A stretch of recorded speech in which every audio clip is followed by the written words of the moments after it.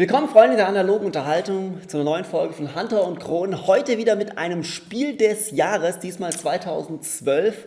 Kingdom Builder von Donald Vaccarino. Wir kennen Mr. ihn. Dominion. 2 bis 4 Spieler, erschien bei Queendames, ab 8 Jahren in einer guten Dreiviertelstunde spielbar. Ein Strategiespiel, sehr zugänglich, mit einem Spielplan. Sieht so ein bisschen siedlermäßig aus, aber funktioniert doch ganz anders. Wir müssen hier auf diesem Spielplan mit solchen typischen Siedlerhäusern ein Königreich errichten. Und das Spiel endet, wenn ein Spieler alle seine Häuser hier gelegt hat. Das bedeutet, der Spielplan wird am Ende voll mit Häusern der unterschiedlichen Farben stehen. Und ja, und dann wird das ganze Ding gewertet. Der Spielplan wird jedes Mal neu zusammengelegt. Der besteht aus 4 Teilen.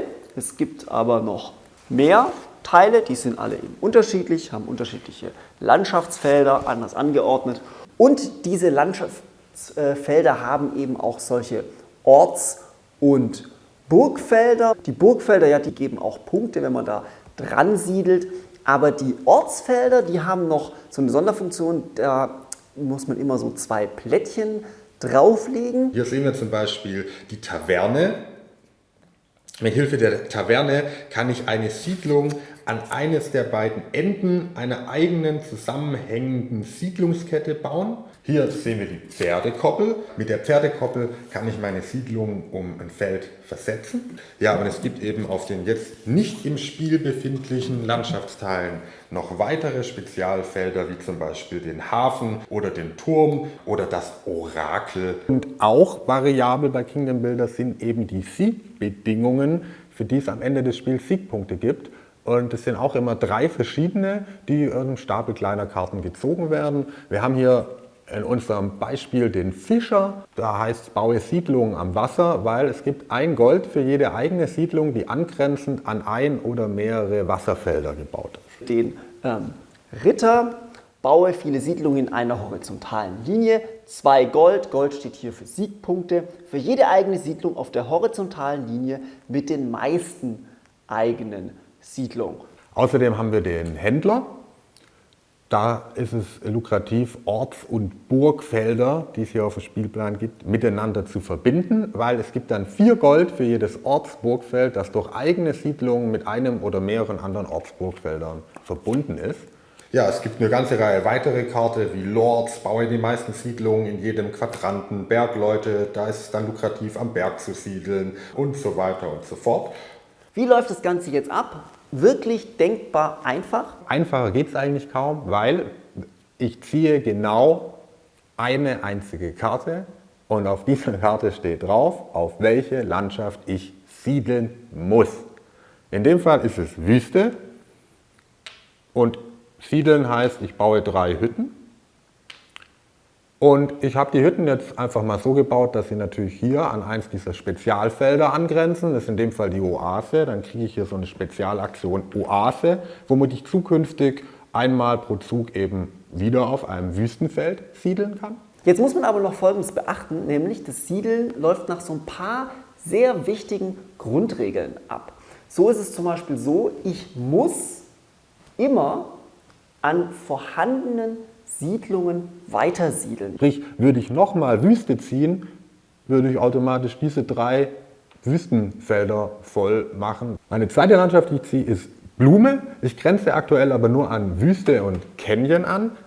Und in diesem Fall, und auch nur in diesem Fall, darf ich jetzt tatsächlich ein anderes Blumenfeld besiedeln und schnapp mir in dem Fall natürlich schnell das zweite Spezialblättchen.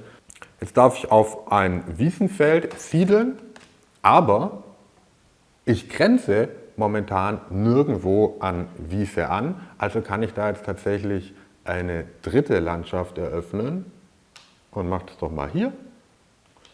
Versuche eine Kette, was heißt versuchen, ich schließe sie sogar ab. Jetzt habe ich hier schon mal 2 Ortsblättchen verbunden, kriege noch eine Spezialfähigkeit. Das ist schon mal hier gut für die Wertung Händler am Ende. So geht es jetzt immer und immer weiter. Ich habe tatsächlich immer nur eine einzige Karte. Das klingt erschreckend wenig. Wenn man sich aber mal darauf einlässt, ist es überhaupt nicht wenig, weil man hat tatsächlich doch viele Möglichkeiten darauf einzugreifen. Allein durch die ganzen Spezialfähigkeiten, die ich jetzt hier ansammle, könnte ich in jedem Zug nochmal einmal auf extra Wüste, einmal extra Wiese. Außerdem könnte ich eine Hütte um ein Feld so verschieben, dank der Pferdekoppel. Und ich könnte in Reihen, wo mindestens 3 Hütten sind, mit dieser Spezialfähigkeit noch eine Hütte dran bauen. Und ich kann all diese Fähigkeiten wirklich in jeder Runde nutzen. Man darf jetzt nicht vergessen, hier mischen noch 3 andere Spieler mit, die wollen auch an die Sonderfelder ran, die nehmen einen Platz weg, die breiten sich genau da aus, wo man sich selber auch ausbreiten wollte. Also mich hat Kingdom Builder auf jeden Fall überzeugt. Es ist ein sehr leicht zugängliches Strategiespiel mit erstaunlich viel Tiefgang. Mich persönlich hat am Anfang wirklich das abstrakte hier Spielgefühl ein bisschen abgeschreckt. Ich hatte es im Schrank stehen, habe es mir schnell geholt, bin großer Dominion-Fan und habe es dann lange nicht gespielt, weil irgendwie dachte ich, oh, ich weiß auch nicht. Dann haben wir es doch ausgepackt und es hat sofort am ersten Abend alle in unsere Runde gepackt. Wir haben den ganzen Abend nichts anderes mehr gespielt. Es ist einfach auch toll, weil es wirklich in einer Dreiviertelstunde gespielt ist. Das heißt, man kann eine Revanche und eine Revanche spielen und nicht wie bei vielen anderen Spielen, wo nach 2 Runden der ganze Abend verbraucht ist. Ich finde es zu Recht ein Spiel des Jahres, wobei es ist komplexer als es den Anschein hat. Die Regel liest man in 5 Minuten, erklärt es auch in 5 Minuten, aber es steckt dann doch mehr Spieltiefe dahinter, als manch einer auf den ersten Blick vermutet. Ja, und das ist im Endeffekt das kleine Dilemma bei Kingdom Builder. Ist jetzt mehr Spieltiefe negativ oder nicht? Das muss jeder für sich selber entscheiden.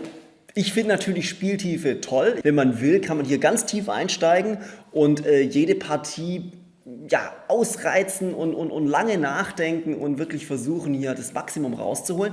Dann ist es halt eigentlich kein richtiges Familienspiel mehr. Wobei es einen Glücksfaktor gerade am Anfang gibt, einen immensen Startspielervorteil, der aber durch Regeloptionen im Internet könnt ihr nachschauen oder in der aktuellen Spielbox gibt es einen Vorschlag dazu, ausgeglichen werden kann, was dann Vielspieler und die reinen Taktikfüchse vermutlich auf Dauer auch tun werden. Ja, ansonsten, ich bin gespannt, was der Herr ansonsten noch bringt und schaue mir auch seine weiteren Spiele mit Spannung an.